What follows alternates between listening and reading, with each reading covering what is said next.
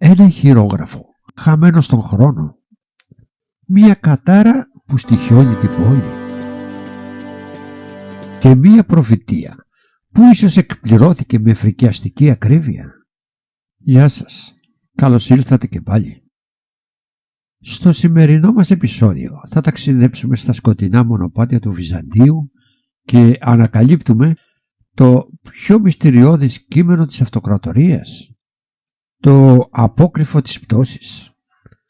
Ένα χειρόγραφο που προέβλεψε τον ερχομό του Μωάμεθ, την προδοσία των τυχών και την ερημιά της Αγίας Σοφίας.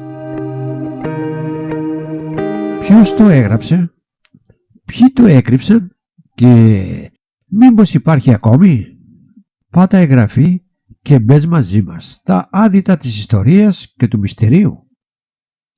Λένε πως λίγο πριν η βασιλεύουσα συγγύσει, ένα χειρόγραφο πέρασε από χέρι σε χέρι σαν κατάρα, ένα κείμενο απαγορευμένο που προφήτευε την σφαγή, την προδοσία και την πτώση. Το όνομά του δεν τολμούσαν να το ψελίσουν φανερά. Οι μοναχοί το έκρυψαν, οι αυτοκράτορες το φοβήθηκαν και όσοι το διάβασαν εξαφανίστηκαν. Στην καρδιά της Ανατολής, ανάμεσα σε προφητείες, σκίες και αυτοκρατορικές σεωπές, χτίστηκε η μοίρα μιας πόλης που δεν έμοιαζε με καμία άλλη. Η Κωνσταντινούπολη δεν έπεσε απλώς. Είχε προειδοποιηθεί μέσα από χειρόγραφα, κείμενα, θεϊκούς χρησμούς. Κάποιοι πίστευαν πως το τέλος είχε γραφτεί αιώνες πριν. Ήταν άραγε η πτώση της βασιλεύουσας αποτέλεσμα της ιστορίας ή της προφητείας? Θα αναζητήσουμε τις πιο σκοτεινές, τις πιο ενιγματικές προβλέψεις για το τέλος της μεγάλης πόλης και ίσως να ανακαλύψουμε αν οι θρύλοι αυτοί κρατούν μέσα τους μία μοιραία αλήθεια. Θα ανακαλύψουμε την ιστορία του πιο σκοτεινού χειρόγραφου του Βυζαντίου, τα απόκρυφα κείμενα που ίσως προέβλεψε την καταστροφή της Κωνσταντινούπολης. Μέρος πρώτο. Η απαρχή του θρύλου. Η πρώτη αναφορά στο λεγόμενο απόκρυφο της πτώσης της Κωνσταντινούπολης γίνεται από ένα ανώνυμο μοναχό του 13ου αιώνα στο Σινά. Περιγράφει ένα χειρόγραφο γραμμένο εκ χειρός ματωμένης, με προφητικά σύμβολα, όχι λέξεις. Υποτίθεται πως γράφτηκε στα χρόνια του Ηρακλείου, όταν η αυτοκρατορία κινδύνευε από παντού. Ο θρύλος λέει πως το έγραψε ένας ερημίτης που έβλεπε οράματα από τον ίδιο τον Θεό, αλλά άλλοι πίστευουν πως επρόκειται για αιρετικό ή αποκρυφιστή. Μέρος δεύτερο. Το περιεχόμενο του χειρόγραφου. Το χειρόγραφο περιγράφει με τρομακτική ακρίβεια έναν λαό που θα φτάσει από την Ανατολή και θα ρίξει τον σταυρό. Μία πόλη με χρυσά τείχη που θα λιώσει σαν κερί. Έναν αυτοκράτορα που θα προσεύχεται μόνος και δεν θα τον ακούει κανείς. Οι περιγραφές μοιάζουν τρομακτικά ακριβείς με την πολιορκία του 1453.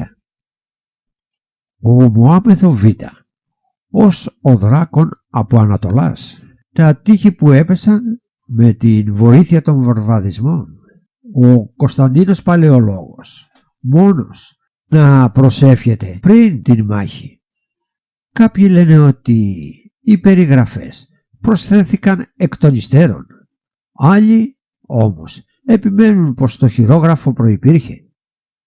Μέρος τρίτο. Η φρουρή του χειρόγραφου.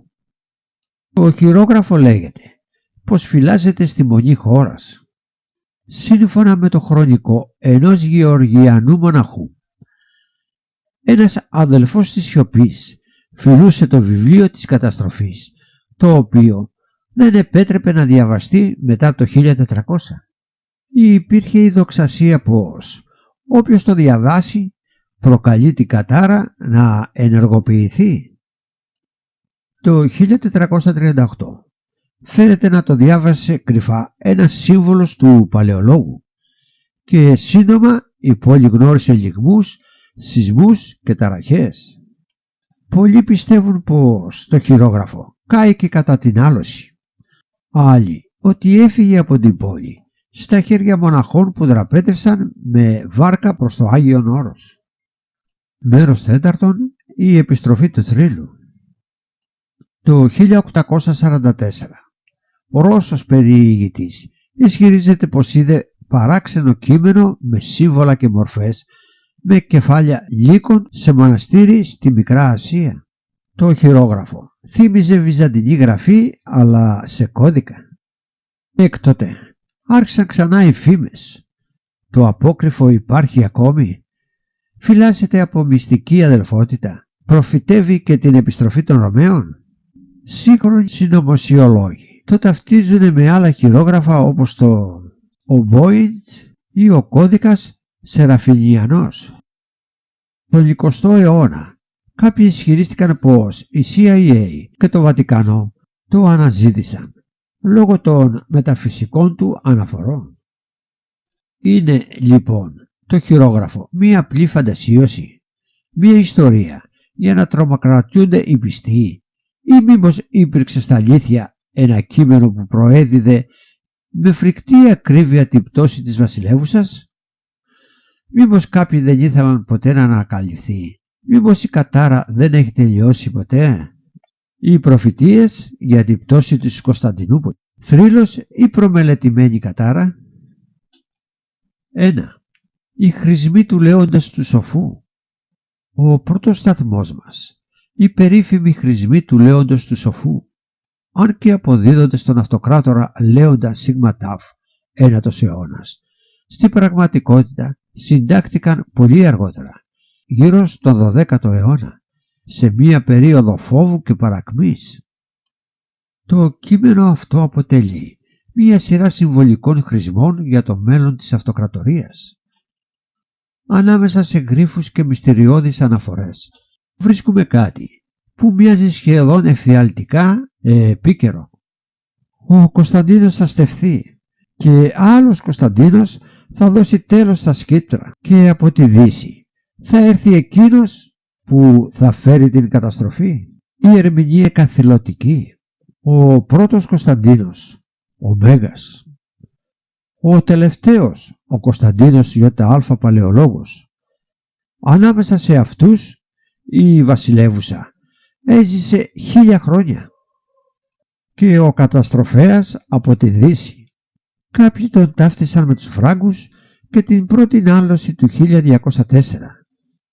Άλλοι με τη Δύση που δεν ήρθε ποτέ να βοηθήσει. Προφητεία ή πολιτική διαμαρτυρία ντυμένη με μυστικισμό. Το ερώτημα μένει ανοιχτό. 2. Η αποκάλυψη του ψευδομεθοδίου. Η δεύτερη μεγάλη προφητεία για την τύχη της Κωνσταντινούπολης προέρχεται από ένα ανώνυμο έργο του 7ου αιώνα, την αποκάλυψη του ψευδομεθοδίου. Παρουσιάζεται σαν λόγος του Αγίου Μεθοδίου, επισκόπου Πάτρας, αλλά είναι μεταγενέστερο και ψευδεπίγραφο. Ωστόσο έγινε εξαιρετικά δημοφιλές στο βυζαντινό κόσμο και μεταφράστηκε σε πολλές γλώσσες.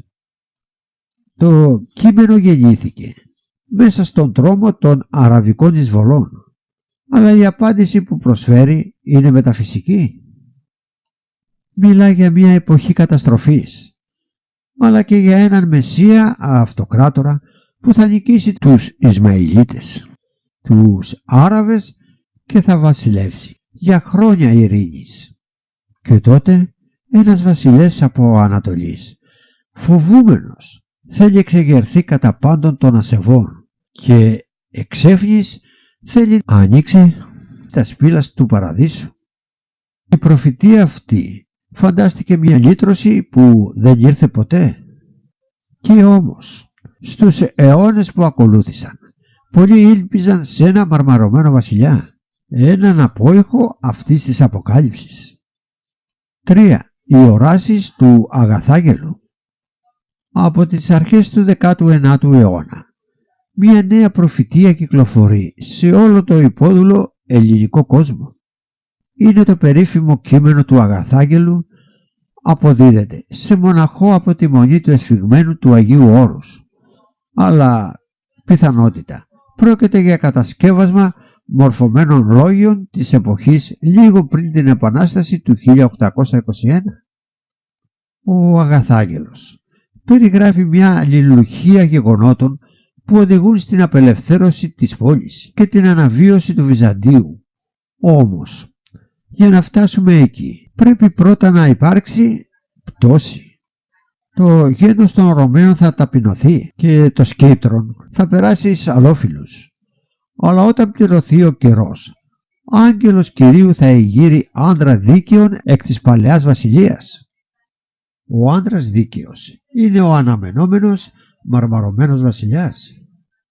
Η μορφή του Κωνσταντίνου Παλαιολόγου, που δεν πέθανε, αλλά κοιμάται και περιμένει την ίστατη στιγμή για να επιστρέψει και να ανακτήσει την πόλη. Οι οράσεις του Αγαθάγγελου έγιναν το πιο διαδεδομένο προφητικό ανάγνωσμα στα χρόνια της τουρκοκρατίας. Ήταν θρύλος, ελπίδα, πολιτικό εργαλείο ή απλώς παρηγοριά μέσα στο σκοτάδι. 4. Οι στήλες και τα απόκρυφα χειρόγραφα. Στην Κωνσταντινούπολη κυκλοφορούσαν φήμες για μαγεμένα σημεία και αντικείμενα με προφητικές ιδιότητες. Στήλες, εικονίσματα, ακόμα και τοιχογραφίες λέγονται πως περιείχαν μηνύματα για το μέλλον της πόλης. Οι πιο γνωστές ήταν οι στήλες του Ιπποδρόμου και το λεγόμενο ανάγλυφο της μοίρας στην Αγία Σοφία. Πάνω στις στήλες της πόλης είχαν σκαλιστεί λέξεις κρυμμένες που μόνον οι σοφοί μπορούσαν να τις διαβάσουν, και μία από αυτές έγραφε: «Εν την ημέρα της πτώσεως φλόγα θα κατέβει εκ των εφών». Οι Βυζαντινοί ερμήνευαν τις φυσικές φθορές των μνημείων σαν σημεία, σαν μηνύματα του Θεού, αλλά υπήρχαν και μαρτυρίες για απόκρυφα χειρόγραφα που φυλάσσονταν σε μοναστήρια και τα οποία προφήτευαν την πτώση της πόλης. Ένα από αυτά αναφέρει ότι η Κωνσταντινούπολη θα χαθεί όταν τα τείχη θα ανοίξουν χωρίς χτύπημα και η σελήνη θα είναι σβηστή στον ουρανό. Και όμως, τη νύχτα της 28 Μαΐου του 1453, μαρτυρίες λένε πως φάνηκε έκλειψη σελήνης.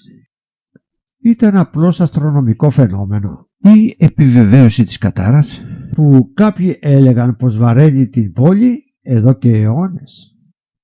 5. Ο θάνατος του αυτοκράτορα και η μαρμαρωμένη ελπίδα. Ήταν 29 Μαΐου του 1453. Οι Οθωμανοί είχαν εισβάλει στην πόλη. Ο Κωνσταντίνος ο ΙΑ Παλαιολόγος, ο τελευταίος αυτοκράτορας, έδωσε τη ζωή του πολεμώντας. Το σώμα του δεν βρέθηκε ποτέ, ή τουλάχιστον έτσι λέει ο θρύλος. Σαν είδε πως εχάνεται η πόλη, ο βασιλιάς έβγαλε την προφύρα, πήρε το ξύφος και χάθη στο λαό. Αλλά τότε, λένε, ήρθαν άγγελοι και τον έκρυψαν σε σπηλιές του Μαρμαρά και θα ξυπνήσει όταν έρθει η ώρα. Έτσι γεννήθηκε ο μύθος του μαρμαρωμένου βασιλιά. Πέρασε στα τραγούδια, στους θρήνους και στις πιο σκοτεινές προσδοκίες του γένους. Δεν ήταν απλώς ένας νεκρός αυτοκράτορας. Ήταν η ίδια η αυτοκρατορία, πετρωμένη στον χρόνο, περιμένοντας την Ανάσταση. Ακόμα και σήμερα, κάποιοι λένε πως ο βασιλιάς κοιμάται κάτω από την Αγία Σοφία, μαζί με το σπαθί του, και θα ξυπνήσει όταν η πόλη ξαναγίνει ελληνική. Μύθος, ελπίδα ή ανάγκη μιας ψυχής να πιστέψει ότι τίποτα δεν τελειώνει για πάντα. 6. Μύθος, ιστορία και η σιωπηλή υπόσχεση. Οι προφητείες για την πόλη δεν ήταν όλες αληθινές. Πολλές γράφτηκαν εκ των υστέρων, άλλες ήταν καθαρά συμβολικές και άλλες εργαλεία πολιτικής.